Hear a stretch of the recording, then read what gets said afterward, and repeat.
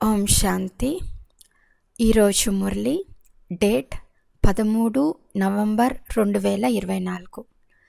బాబా చెప్తున్నారు, మధురమైన పిల్లల్లారా, మొట్టమొదట అందరికీ అల్ఫ్ పాఠాన్ని పక్కా చేయించండి. మీరంతా ఆత్మలు పరస్పరంలో సోదరులు. ప్రశ్న: ఏ విషయంలో శ్రీమతము మానవ మతం నుండి పూర్తి విపరీతంగా ఉంది? జవాబు: మేము మోక్షంలోకి వెళ్తాము అని మనిషి మతం చెప్తుంది. ఈ డ్రామా అనాది అవినాశి అని శ్రీమతం చెప్తుంది. మోక్షం ఎవరికీ లభించదు. ఈ పాత్రను అభినయించేందుకు నాకు ఇష్టం లేదని ఎవ్వరూ చెప్పినా ఇందులో ఎవరూ ఏమీ చేయలేరు. పాత్రను అభినయించేందుకు తప్పకుండా రావాల్సిందే. శ్రీమతం ఒకటే మిమ్మల్ని శ్రేష్టంగా చేస్తుంది. మానవ మతాలైతే అనేక ప్రకారాలుగా ఉన్నాయి. ఓం శాంతి. మేము బాబా ఎదురుగా కూర్చుని ఉన్నామని పిల్లలకు తెలుసు. పిల్లలు నా ఎదురుగా కూర్చుని ఉన్నారని తండ్రికి కూడా తెలుసు. తండ్రి మనకు శిక్షణ ఇస్తున్నారని, దాన్ని మనం ఇతరులకు ఇవ్వాలని కూడా పిల్లలైన మీకు తెలుసు. మొట్టమొదట తండ్రి పరిచయంనే ఇవ్వాలి. ఎందుకంటే అందరూ తండ్రిని వారిచ్చిన శిక్షణను మర్చిపోయారు.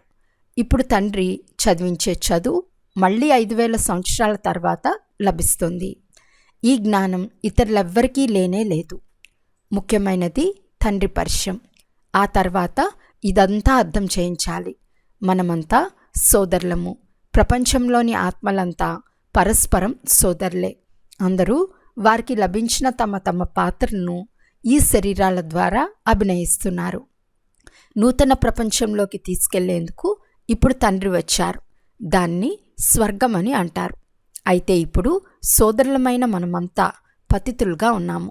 ఒక్కరు కూడా పవిత్రంగా లేరు. పతితులందరినీ పావనంగా చేయువారు ఆ తండ్రి ఒక్కరే. ఇది పతిత వికారీ రావణ ప్రపంచం. రావణుడు అంటే స్త్రీలోని 5 వికారాలు, పురుషుల్లోని 5 వికారాలు. తండ్రి చాలా సులభమైన పద్ధతిలో అర్థం చేయిస్తున్నారు. మీరు కూడా ఇతరులకు ఇలాగే అర్థం చేయించండి. మొట్టమొదట వారు ఆత్మలమైన మన తండ్రి అని, మనమంతా సోదరులమని అర్థం చేయించండి. ఇది సరైందేనా అని అడగండి. మనమంతా సోదరులము అని రాయండి. మన అందరి తండ్రి కూడా ఒక్కరే. మనమంతా ఆత్మలము. వారు పరం ఆత్మ. వారిని అందరూ తండ్రి అని అంటారు. ఇది పక్కాగా బుద్ధిలో కూర్చోబెడితే సర్వవ్యాపి మొదలైన చెత్త మురికి అంతా తొలగిపోతుంది. మొదట భగవంతుని గురించి చదివించాలి. మొదట సర్వవ్యాపి అని అంటూ ఉండేవాడిని, కానీ పరమాత్మ సర్వవ్యాపి కాదని ఇప్పుడు అర్థం చేసుకున్నాను అని అర్థం చేయించిన తర్వాత వారితో రాయించండి. మనమంతా సోదరులము. ఆత్మలంతా వారిని గాడ్ ఫాదర్, పరంపిత పరమాత్మ, అల్లా అని అంటారు. మనమంతా ఆత్మలము, పరమాత్మ కాదు అని మొదట నిశ్చయం చేయించాలి. పరమాత్మ మాలో సర్వవ్యాపకంగా లేరు. అందరిలో ఆత్మ వ్యాపకంగా ఉంది. ఆత్మ శరీరం ఆధారంతో పాత్రను అభినయిస్తుంది. ఈ విషయాన్ని పక్కా చేయించండి. ఆ తండ్రి వచ్చి ఈ సృష్టి చక్రం ఆది మధ్యాంతాల జ్ఞానం వినిపిస్తున్నారు. ఆ తండ్రియే టీచర్ రూపంలో కూర్చుని అర్థం చేయిస్తున్నారు. లక్షల సంవత్సరాల మాటే లేదు. ఈ చక్రం అనాదిగా తయారై ఉంది. సమానంగా ఎట్లుందో కూడా తెలుసుకోవాలి. సత్య త్రేతాయుగాలు గతించిపోయాయని నోట్ చేసుకోండి. వాటిని స్వర్గం, సెమీ స్వర్గం అని అంటారు. అక్కడ దేవీ దేవతల రాజ్యం నడుస్తుంది. సత్యుగంలో 16 కళలు, త్రేతాలో 14 కళలు ఉంటాయి. సత్యుగ ప్రభావం చాలా గొప్పది. దాని పేరే స్వర్గం, హెవెన్. సత్యుగంను నూతన ప్రపంచమని అంటారు. దాన్నే మహిమ చేయాలి. నూతన ప్రపంచంలో ఒకే ఒక ఆది సనాతన దేవీ దేవతా ధర్మం ఉంటుంది. నిశ్చయం చేయించేందుకు మీ వద్ద చిత్రాలు కూడా ఉన్నాయి. ఈ సృష్టి చక్రం తిరుగుతూనే ఉంటుంది. కల్పం ఆయు 5000 సంవత్సరాలు. ఇప్పుడు సూర్యవంశం అంటే ఏమిటో, చంద్రవంశం అంటే ఏంటో బుద్ధిలో కూర్చుంది కదా. విష్ణుపురమే పరివర్తనై సీతారాములపురంగా అవుతుంది. వారి వంశం కూడా నడుస్తుంది కదా. 2 యుగాలు గతించిన తర్వాత మళ్ళీ ద్వాపర యుగం వస్తుంది. అది రావణ రాజ్యం. దేవతలు వామ మార్గంలోకి వెళ్ళిపోతారు. అప్పట్నుండి వికారాల పద్ధతి తయారవుతుంది. సత్యత్రేతాయుగాల్లో అందరూ నిర్వీకారులుగా ఉంటారు. ఆది సనాతన దేవీ దేవతా ధర్మం ఒక్కటే ఉంటుంది. చిత్రాలు చూపిస్తూ నోటితో కూడా అర్థం చేయించాలి. ఆ తండ్రి టీచర్గా అయి మనల్ని ఇలా చదివిస్తున్నారు. తండ్రి వచ్చి తన పరిచయంను తానే ఇస్తున్నారు. పతితులను పావనంగా చేసేందుకు నేను వస్తాను, కనుక నాకు తప్పకుండా శరీరం కావాలి, లేకుంటే నేను ఎలా మాట్లాడాలి? నేను చైతన్యాన్ని, సత్యాన్ని, అమరుడును. ఆత్మయే సతో రజో తమోలోకి వస్తుంది. ఆత్మయే పతితంగా, ఆత్మయే పావనంగా అవుతుంది. ఆత్మలోనే అన్ని సంస్కారాలు ఉంటాయి. జరిగిపోయిన కర్మ వికర్మల సంస్కారాలను ఆత్మయే తన వెంట తీసుకొస్తుంది. సత్యుగంలో అయితే వికర్మలు జరగనే జరగవు. కర్మలు చేస్తారు, పాత్రను అభినయిస్తారు, కానీ అక్కడ కర్మలు అకర్మలుగా అవుతాయి. గీతలో కూడా ఈ పదాలు ఉన్నాయి. ఇప్పుడు మీరు ప్రాక్టికల్గా అర్థం చేసుకుంటున్నారు. పాత ప్రపంచాన్ని పరివర్తన చేసి నూతన ప్రపంచంగా చేసేందుకు బాబా వచ్చారని మీకు తెలుసు. అక్కడ కర్మలు అకర్మలుగా ఉంటాయి. దానినే సత్యుగమని అంటారు. ఇక్కడ కర్మలు వికర్మలుగానే అవుతాయి. దాన్ని కలియుగమని అంటారు. మీరిప్పుడు సంగం యుగంలో ఉన్నారు. ఇప్పుడు బాబా ఇరువైపులా ఉన్న విషయాలన్నీ వినిపిస్తారు. ఆ తండ్రి టీచర్ అయి ఏమేమి అర్థం చేస్తున్నారో ఒక్కొక్క విషయాన్ని బాగా అర్థం చేసుకోండి. ఆ తర్వాత గురువుగారి కర్తవ్యం పతితులైన మిమ్మల్ని మీరు వచ్చి పావనంగా చేయండి పిలిచింది మీరే కదా. ఆత్మ పావనంగా అయితే శరీరం కూడా పావనంగా అవుతుంది. బంగారం ఎలా ఉంటుందో ఆభరణం కూడా అలాగే ఉంటుంది. 24 క్యారెట్ల బంగారం తీసుకుని అందులో కల్తీ వేయకుంటే నగ కూడా అదే విధంగా స్వచ్ఛంగా సతో ప్రధానంగా తయారవుతుంది. కల్తీ చేస్తే తమో ప్రధానంగా అవుతుంది. ఎందుకంటే ఇతర లోహం కలుపుతారని తెలుసు కదా. మొట్టమొదట భారతదేశం 24 క్యారెట్ల స్వచ్ఛమైన బంగారు పక్షి అనగా సతో ప్రధానంగా నూతన ప్రపంచంగా ఉండేది. అది ఇప్పుడు మళ్ళీ తమో ప్రధానంగా అయిపోయింది. మొట్టమొదట స్వచ్ఛమైన బంగారుగా ఉండేది. నూతన ప్రపంచం పవిత్రమైనది, పాత ప్రపంచం అపవిత్రమైనది. కల్తీ ఏర్పడుతూ పోతుంది. ఇదంతా ఆ తండ్రే తెలుపుచున్నారు. ఏ ఇతర మానవ గురువులకు తెలియదు. మీరు వచ్చి పావనంగా చేయమని పిలుస్తారు. సద్గురువు కర్తవ్యం వానప్రస్థ స్థితిలో ఉన్న మనుషులను గృహస్థం నుండి అతీతంగా చేయించటం. స్వయంగా ఆ తండ్రియే వచ్చి ఈ జ్ఞానమంతా డ్రామా ప్లాన్ అనుసారం ఇస్తున్నారు. వారు మానవ సృష్టికి బీజరూపులు. వారే స్వయంగా కల్పవృక్ష జ్ఞానమంతా పూర్తిగా అర్థం చేయిస్తున్నారు. శివబాబా పేరు ఎల్లప్పుడూ శివుడే. మిగిలిన ఆత్మల పాత్రను అభినయించేందుకు వచ్చినప్పుడు భిన్న భిన్న నామరూపాలను ధరిస్తాయి. తండ్రినేమో పిలుస్తారు, కానీ వారెవరో, వారు మిమ్మల్ని పావన ప్రపంచంలోకి తీసుకెళ్లేందుకు భాగ్యశాలి రథంలో ఎలా వస్తారో తెలియదు. కనుక తండ్రి అర్థం చేయిస్తున్నారు. ఎవరైతే పూర్తి 84 జన్మలు తీసుకుంటారో వారి అంతిమ జన్మలోని శరీరంలో వస్తాను. రాజాది రాజులుగా తయారు చేసేందుకు ఈ భాగ్యశాలి రథంలో ప్రవేశించాల్సి వస్తుంది. మొదటి నెంబర్లోని వారు శ్రీకృష్ణుడు. అతడు నూతన ప్రపంచానికి అధికారి. తర్వాత అతడే క్రిందకు దిగుతాడు. సూర్యవంశీ, చంద్రవంశీ, వైశ్య శూద్రవంశీలుగా, ఆ తర్వాత బ్రహ్మవంశీలుగా అవుతాడు. బంగారం నుండి వెండి, మళ్ళీ ఇప్పుడు మీరు ఇనుము నుండి బంగారుగా తయారవుతూ ఉన్నారు. తండ్రి చెప్తున్నారు, మీ తండ్రి అయిన నన్నొక్కరినే స్మృతి చేయండి. నేను ఎవరి శరీరంలో ప్రవేశించానో వారి ఆత్మలో కూడా మొదట కొంచెం కూడా ఈ జ్ఞానం లేదు. ఇతనిలో నేను ప్రవేశిస్తాను. అందుకే ఇతన్ని భాగ్యశాలి రథమని అంటారు. వారు స్వయంగా చెప్తున్నారు, నేను ఇతని అనేక జన్మల అంతిమంలో వస్తాను. గీతలో కూడా ఈ పదాలు యాక్యురేట్గా ఉన్నాయి. అందుకే గీతను సర్వశాస్త్రోమయి శిరోమణి అని అంటారు. ఈ సంగం యుగంలోనే తండ్రి వచ్చి బ్రాహ్మణ కులంను, దేవీ దేవతా కులంను స్థాపన చేస్తున్నారు. ఇతరుల గురించి అందరికీ తెలుసు, కానీ వీరిని గురించి ఎవ్వరికీ తెలియదు. అనేక జన్మల అంతిమ జన్మలో అనగా సంగం యుగంలోనే తండ్రి వస్తారు. తండ్రి చెప్తున్నారు, నేను బీజ రూపంను, కృష్ణుడైతే సత్యుగి నివాసి. ఇతర సమయాల్లో ఇతర ప్రదేశాల్లో అతన్ని ఎవ్వరూ చూడలేరు. పునర్జన్మల్లో నామరూప దేశ కాలములన్నీ మారిపోతాయి. మొదట చిన్న బాలుడు చాలా సుందరంగా ఉంటాడు, తర్వాత పెరిగి పెద్దవాడవుతాడు. తర్వాత మళ్ళీ ఆ శరీరాన్ని వదిలి మరో చిన్న శరీరం తీసుకుంటాడు. ఇది తయారైన డ్రామాలో అలా నిర్ణయించబడింది. తర్వాత శరీరంలో అతన్ని కృష్ణుడని అనరు. తర్వాత శరీరంలో నామరూపాలు మొదలైనవన్నీ వేరుగా ఉంటాయి.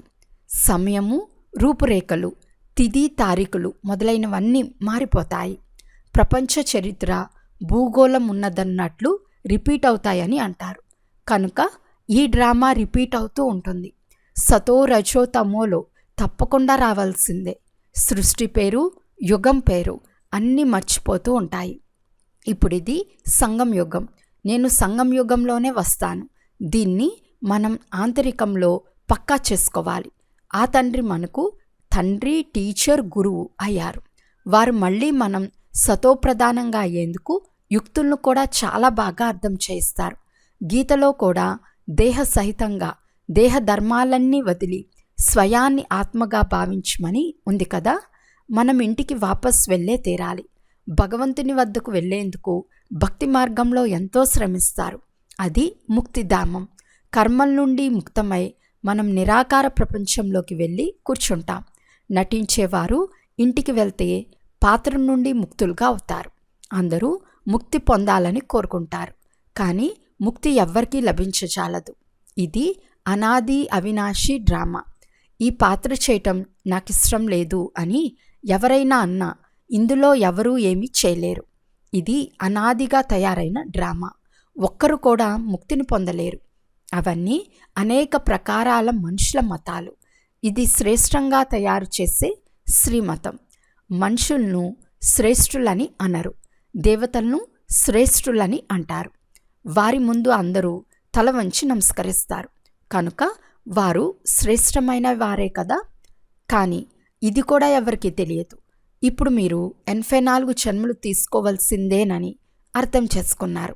శ్రీకృష్ణుడు దేవత, వైకుంఠంలోని రాకుమారుడు. అతడు ఇక్కడికి ఎలా వస్తాడు? అతడు గీతను కూడా వినిపించలేదు. కేవలం అతడొక్క దేవత. అందువలన అతన్ని అందరూ పూజిస్తారు. దేవతలు పవిత్రులు, పూజించేవారు పతితులుగా ఉన్నారు. నిర్గుణుడైన నాలో ఏ గుణాలు లేవని మీరు మిమ్మల్ని ఇలా తయారు చేయండి కూడా అంటారు. శివుని ముందుకు వెళ్ళి మాకు ముక్తినివ్వమని అంటారు. వారిప్పుడు జీవన్ముక్తిలోకి గాని జీవన బంధనంలోకి గాని రానేరారు. అందుకే ముక్తినివ్వమని వారిని పిలుస్తారు.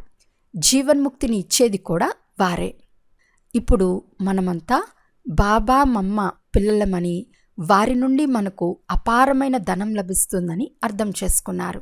తెలియనందువలన మానవులు యాచిస్తూ ఉంటారు.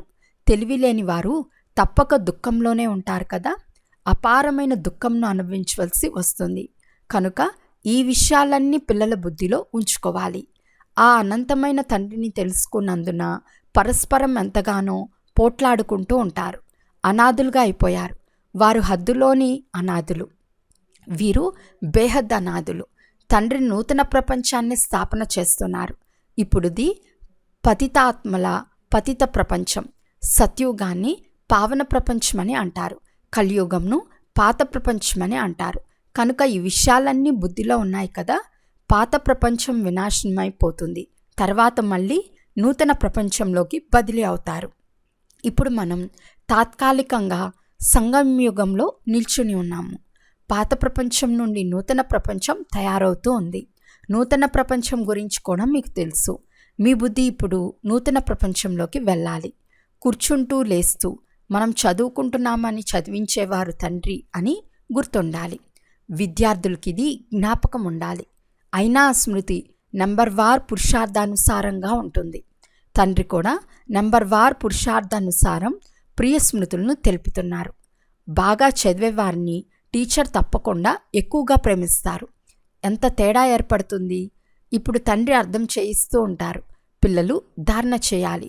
ఒక్క తండ్రి పట్ల తప్ప ఇతరులెవ్వరి వైపుకు బుద్ధి పోరాదు. తండ్రిని స్మృతి చేయకుంటే పాపాలు ఎలా నశిస్తాయి? మాయ పదే పదే మీ బుద్ధి యోగంను తుంచేస్తుంది. మాయ చాలా మోసగిస్తుంది. భక్తి మార్గంలో నేను లక్ష్మిని చాలా పూజించేవాణ్ణని ఈ బాబా తన ఉదాహరణను ఇస్తున్నారు.